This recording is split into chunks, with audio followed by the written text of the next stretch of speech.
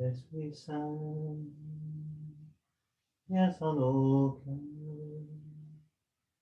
Doux Esprit Saint, enflamme. Viens Esprit Saint, viens en nos cœurs.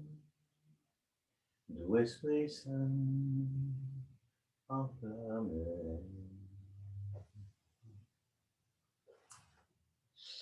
Bonjour. Alors, mercredi 31 mars 2021, donc nous sommes déjà au milieu de la semaine sainte.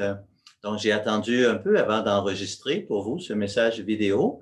Je voulais voir quelles seraient les nouvelles mesures que notre premier ministre, M. Legault, allait annoncer. Alors maintenant, nous sommes déjà un peu plus situés, donc nous savons que nous pourrons nous rassembler au moins à quelques personnes à l'église pour le Triduum pascal. Mais avant de regarder le déroulement concret des célébrations à venir, j'aimerais revenir un peu sur dimanche dernier. Donc, dimanche dernier, nous avons célébré le dimanche des rameaux et de la passion. Donc, c'était comme deux célébrations en une. Dans un premier temps, nous avons rappelé l'entrée de Jésus à Jérusalem et nous nous sommes unis à l'acclamation de la foule pour accueillir le Christ, notre roi. Et nous avons béni les rameaux et vous avez rapporté à la maison des rameaux qui rappellent tout au long de l'année que le Christ, il est le roi. Nos maisons, c'est le Christ qui est notre roi. C'est pas interdit au cours de l'année, de temps en temps, de reprendre le rameau et de le brandir à nouveau pour se rappeler, voilà, Jésus, c'est toi qui es notre roi. S'il y en a qui n'ont pas pu se procurer de rameaux, nous en avons encore dans les bacs libre-service qui sont à chaque église. Voilà. Et dans un deuxième temps, donc, nous avons entendu le récit de la passion de Jésus pour entrer dans cette semaine sainte. Et je vous invite encore à vous attarder plus spécialement à la méchanceté humaine qui s'exprime dans ce récit de la passion, depuis la trahison de Judas, le reniement de Pierre, l'abandon des apôtres, la jalousie des grands prêtres, les faux témoignages contre Jésus, la lâcheté de Pilate, la cruauté des soldats, la foule qui hurle contre Jésus, l'ingratitude de la foule qui hurle contre Jésus, les passants qui se moquent de Jésus sur la croix, etc., etc. Et au milieu de tout ça, cette espèce de cri de Pilate qui dit, oui, mais quel mal a donc fait cet homme? Qu'est-ce que vous avez à vous acharner contre lui? Et bien sûr, la question n'est pas quel mal a donc fait cet homme, mais qui est cet homme? Cet homme, c'est Jésus, c'est le Fils de Dieu qui est venu sur notre terre pour prendre sur lui toute la méchanceté humaine, tout le mal, le péché qui détruit le cœur humain et pour le clouer à la croix. Aïe.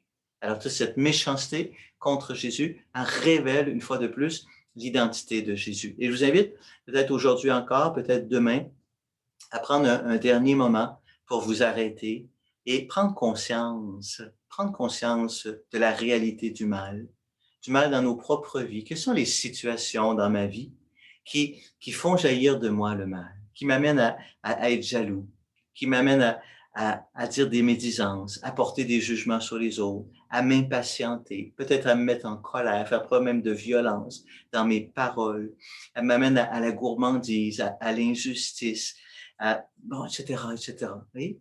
C'est quoi dans ma vie les situations où le mal surgit de moi et autour de moi? Je prends conscience de la réalité du mal qui est dans le cœur humain et je prends tout ce mal et je l'amène à la croix de Jésus. Le mal s'arrête ici. Le mal, c'est un engrenage. Depuis la nuit des temps, le mal engendre le mal et c'est là que le mal s'arrête, c'est sur la croix de Jésus. Jésus prend tout ce mal et il répond par le silence d'abord, il répond par l'amour, il répond par le pardon, il répond par la bénédiction. Et nous, comme chrétiens, comme baptisés, nous sommes unis à Jésus et nous entrons dans cette œuvre de la rédemption de l'humanité. Le mal qui est en nous, le mal qui est autour de nous, on l'amène à la croix de Jésus. On ne cherche pas à justifier, à comprendre, à raisonner. On amène ça à la croix de Jésus. On pose un acte de foi et on répond par l'amour envers l'humanité, envers les personnes. Oui? Voilà. Et à partir donc de demain soir, demain après-midi, avec l'office du jeudi saint, et jusqu'au dimanche de Pâques, nous allons maintenant arrêter de regarder le mal et nous allons contempler Jésus, notre Sauveur. Nous allons contempler l'amour de Jésus. Peu importe, on ne regarde plus le mal. Dans toute la montée pascale, on regarde uniquement Jésus, tout l'amour que Jésus va manifester en partant de cette première phrase de l'Évangile qu'on va entendre dans la messe du jeudi saint, vous vous souvenez, hein? Jésus qui avait aimé les siens qui étaient dans le monde, les aima jusqu'au bout. Voyez? Hein, il les aima jusqu'au bout, jusqu'à leur laver les pieds.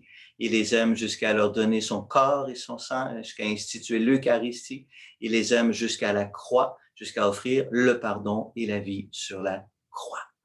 Alors nous allons contempler cet amour, plonger dans cet amour, nous unir à cet amour incroyable qui vient à nous dans la personne de Jésus. Voilà, c'est ce que nous allons vivre dans cette montée pascale.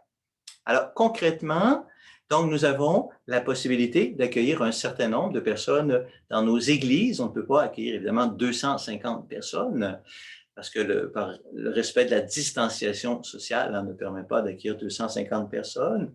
Donc à l'église de Sainte-Marceline, l'entente avec la municipalité, c'est maximum 50 personnes qu'on peut accueillir.